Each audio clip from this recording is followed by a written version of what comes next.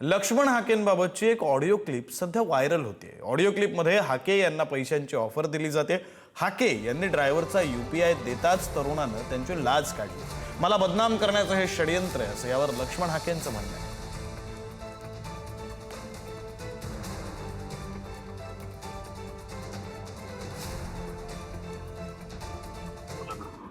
तुमच्या संघर्षामुळे आज यश बघायला मिळतंय, तर मग काय आम्ही विचार केला की बाबा तुम्हाला काहीतरी मानधन द्यावं। तुम्ही एवढं आपल्यासाठी पळताय।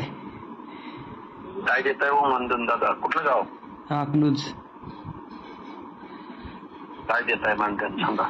नाही मग म्हटलं काय तर तुम्हाला कधी समोर कुठं भेट झाली तर मग काय एवढं समाजासाठी पळताय तर कसं रोज गाडीसाठी तेल लागतं, पेट्रोल लागतं, तर काहीतरी द्यावं तुम्हाला। मग कॅश स्वरूपात द्यायचं का मग गुगल पे, फोन पे करायचं कसं?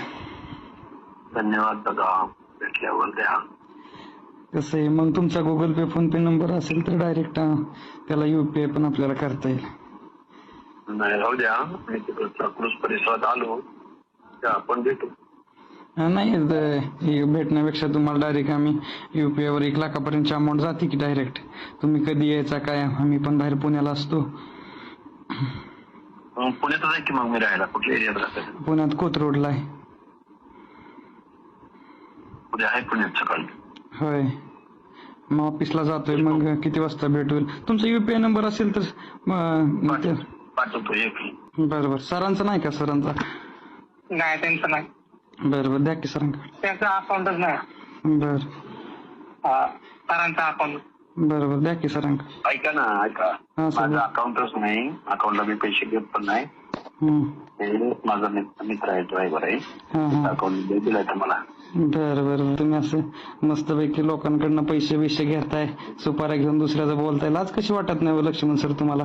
जनाच्या ना मानाची समाजाच्या विरोधात तुम्ही भडकताय, एवढं जरांगेला बोलताय, सुपाऱ्या घेताय, मानाच्या ना मानाची लाज कशी वाटत नाही रे तुला?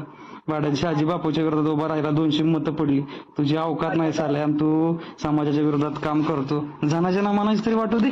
तो म्हणतो की तुमचा UPI नंबर किंवा काय गुगल पे नंबर असेल तर द्या। मी म्हटलं माझं तसं काही नाही आहे आणि मी हा नंबर आहे म्हटलं त्याच्याशी बोल, आणि त्यानं तो फक्त नंबर त्याला दिला। मग त्या नंबरचं या महाराष्ट्रामधल्या ED असेल किंवा अजून काही त्याची चौकशी करा, त्याच्यावर जर काय मी काय पैसे घेतले असतील तर मला अटक करा, मला जेलमध्ये टाका। मी OBCचा लढा लढतोय, मी रात्रंदिवस धावतोय, पडतोय। कोणी मला मदत करत असेल, मी पहिल्यांदा त्याला नाही बाबा, नको बाबा म्हणत असेल तरीही तो माणूस मला आग्रह करतोय आणि परत तोच रेकॉर्डिंग करतोय आणि बाहेर टाकतोय। व्हिडिओ पूर्ण ऐकला, कशा पद्धतीनं तो बोलला।